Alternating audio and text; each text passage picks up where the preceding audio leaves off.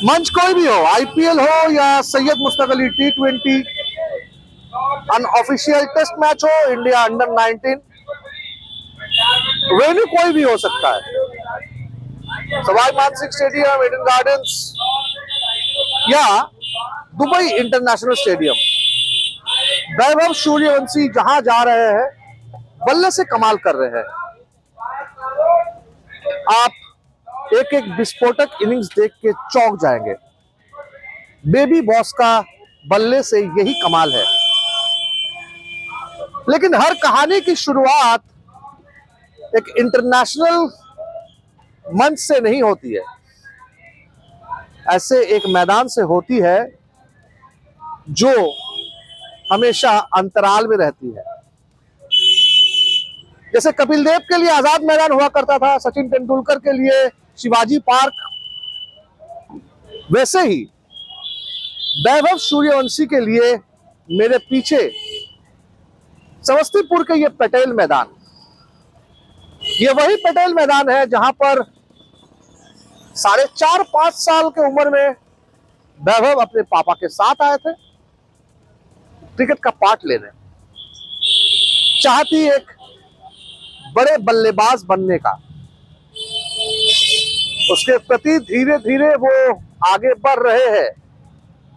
लेकिन अगर वैभव को जानना है, उनके क्रिकेट के उत्थान के बारे में जानना है, तो इस पटेल मैदान को जानना बेहद जरूरी है।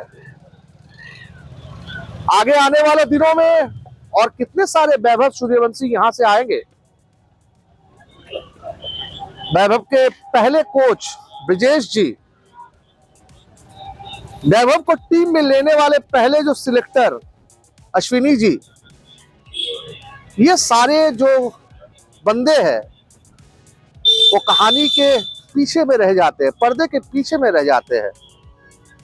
लेकिन पर्दे के सामने आना बेहद जरूरी होता है। और इसीलिए बिहार के इस सफर में वैभव सूर्यवंशी के क्रिकेटिंग करियर के बारे में जानने के लिए इस पटेल मैदान को जानना और उनके कोचेस को जानना बेहद जरूरी है।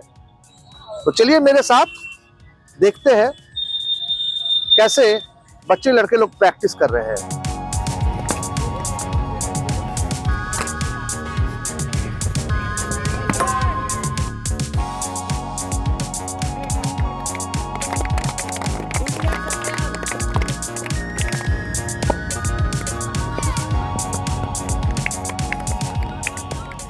उस गुरु से आज परिचय करेंगे। पहले कोच, वैभव सूर्यवंशी के करियर के पहले कोच ब्रिजेश झा जी पटेल मैदान में हमारे साथ हाजिर है। ब्रिजेश जी, एक्स्ट्रा टाइम में आपको थैंक यू।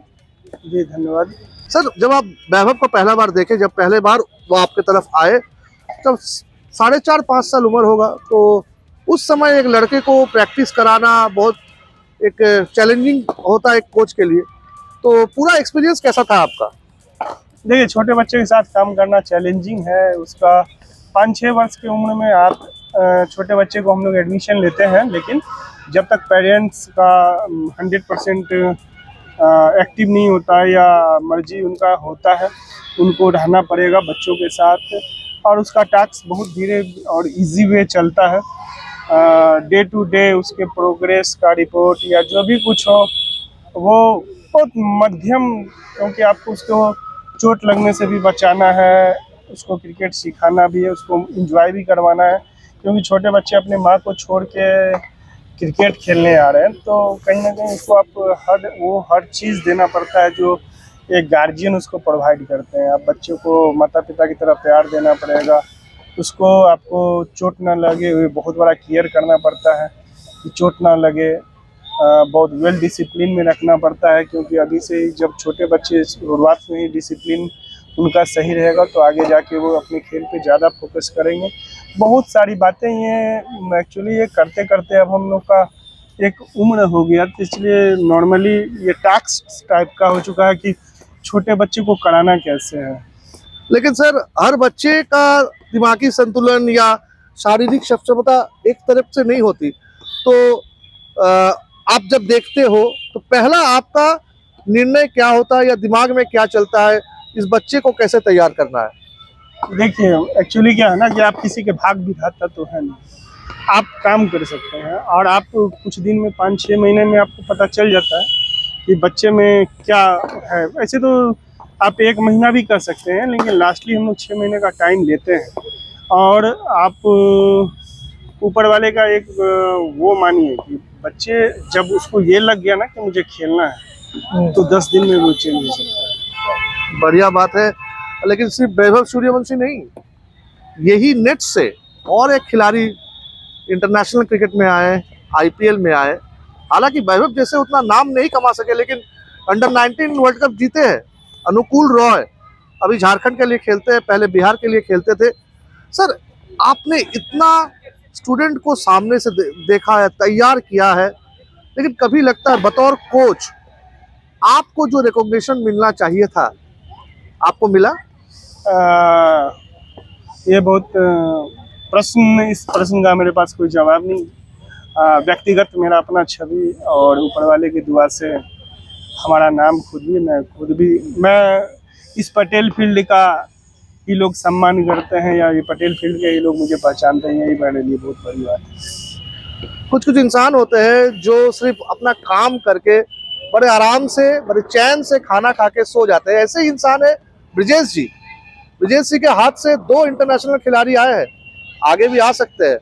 लेकिन वैभव सूर्यवंशी में अलग क्या था जो आपको लगा था ये लड़का आगे जाके कुछ कर सकता है इंटरनेशनल क्रिकेट में? देखिए, वैभव सूर्यवंशी एक खिलाड़ी के तौर पे बहुत परफेक्ट प्रैक्टिस वाला प्लेयर है। बहुत ज़्यादा मेहनत करके आज इस मुकाम पे जो इस मुकाम पे आज वो है, कहीं ना कहीं प्रैक्टिस का फोकस बहुत हद से ज़्यादा। इस उम्र के छोटे बच्चे में आप इतना जुनून नहीं देख सकते हैं जो जुनून है। और दूसरा, आप ये भी मान लीजिए कि कहीं ना कहीं ऊपर वाले का बहुत बड़ा आशीर्वाद है। 14 साल 15 साल की उम्र में दुनिया का जितना तमाम रिकॉर्ड है जो उसके नाम है, आने वाला वक्त में भी उसके पास सारे रिकॉर्ड ध्वस्त करने का टाइम है और खेल में हुनर है। लेकिन इस सब चीज़ों के बीच में मेहनत सब बच्चे करते हैं। जो भी है, जो घर से किट बैग लेके निकलते हैं, सब मेहनत करते हैं। कुछ मेहनत सक्सेस हो जाता है और कुछ नहीं होता। तो आप कहीं ना कहीं ये मानिए, आप जब धरती पे मनुष्य के रूप में पैदा लिए हैं तो ईश्वर का भी बहुत बड़ा कृपा होता है। और आप वैभव सूर्यवंशी में खासियत है, जब आप ये समझ लेंगे कि वो फ्लॉप होने वाला है या उसका फ्लॉप का दौर स्टार्ट हो चुका है, तभी उसका बड़ा हिट मिलेगा। आप जब भी आपको ऐसा लगे, आपको एज ए कोच मुझे लगता है कि उसको आप जब भी इजी लेना स्टार्ट करेंगे तो धमाका वो बड़ा करके ही अपना प्रेजेंटेशन देगा। ऐसे कोच किसी भी क्रिकेटर को मिलना एक सौभाग्य की बात होती है। और ब्रिजेश जी अपने थॉट शेयर करें। अब बात करेंगे वैभव के पहले सिलेक्टर के साथ। देखिए, एक बच्चा खिलाड़ी आता है, वो प्रैक्टिस करता है, लेकिन प्रैक्टिस करने के बाद और भी बड़ा स्तर रह जाता है, वो है सिलेक्शन का। अगर सही से सिलेक्शन ना हो तो वो खिलाड़ी आगे बढ़ ही नहीं सकता। और वैभव के करियर में भी ऐसा ही हुआ है। हमारे साथ है अश्विनी जी, जो वैभव को पहले सिलेक्ट किए थे, उनसे पुराने दिनों की याद ताज़ा करेंगे।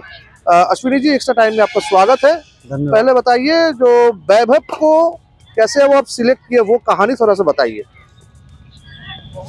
क्योंकि वैभव बहुत जूनियर लड़का था जिस समय हमारे पास आया था, और वो सिलेक्शन हो रहा था सीनियर फॉर्मेट का, हेमन ट्रॉफी, जो बिहार का सबसे सीनियर जो खिलाड़ी होते हैं उनका ये फॉर्मेट है। उसका मैं सिलेक्शन कर रहा था, समस्तीपुर जिला का टीम बना रहा था। उसमें वैभव आया ट्रायल देने के लिए, और वो उस समय काफ़ी कम उम्र का और सबसे जूनियर लड़का वही था। और जब वो ट्रायल देने आया तो मुझे लगा कि सीनियर में ये लड़का कैसे खेलेगा, अच्छा खेलेगा या नहीं। फिर भी मैंने सोचा कि चलो ट्राई करते हैं। जब वो नेट्स पे ट्रायल देने गया, उस लड़के के पास गॉड गिफ्टेड शॉट है। वो बहुत से ऐसे सीनियर्स के ऊपर उसका परफॉर्मेंस दिखा। अच्छा, ऐसा भी कहानी मैंने सुना है थोड़ा सा वैभव के पापा के साथ आपका थोड़ा सा मन मुटाव हो गया था, आप सिलेक्ट नहीं करना चाहते थे, उनका पापा गुस्सा मान गए थे? नहीं, वो एक्चुअल हुआ था क्या कि समस्तीपुर एसपीएल एक टूर्नामेंट है, उसमें वो वैभव के पापा मेरे से बात किए थे कि उसको भी खिलाइए। क्योंकि इतना छोटा बच्चा था, तो हमने उनको बोला कि भैया ये बहुत छोटा है अभी, और जो फॉर्मेट है ना वो सीनियर का फॉर्मेट है, ओके। तो इसको आप अभी रहने दीजिए, थोड़ा सा बड़ा होने दीजिए, फिर इसको हम रजिस्ट्रेशन लेंगे। लेकिन वो थोड़े से नाराज हो गए थे, लेकिन ऐसा कोई खास नाराजगी नहीं था, लेकिन वो थोड़े से अपसेट हुए। और उसी साल दलसिंह सराय में डीपीएल हुआ, फिर उन्होंने डीपीएल में उसका रजिस्ट्रेशन कराया और वो लड़का डीपीएल में बहुत ही बेहतरीन परफॉर्मेंस किया। उसके बाद मुझे खुद अफसोस हुआ कि मैं क्यों नहीं सिलेक्शन कर पाया। चलिए ये था वैभव के सिलेक्शन की कहानी, जो कि बड़ी रोचक है अपने आप में। तो ये वही पटेल मैदान है जहां से वैभव ने अपने करियर की शुरुआत की थी।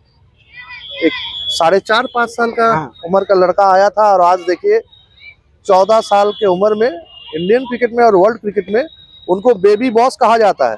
माइकल वॉन, केविन पीटरसन जैसे बल्लेबाज उनको सराहते हैं। महेंद्र सिंह धोनी उनके बारे में खबर लेते हैं।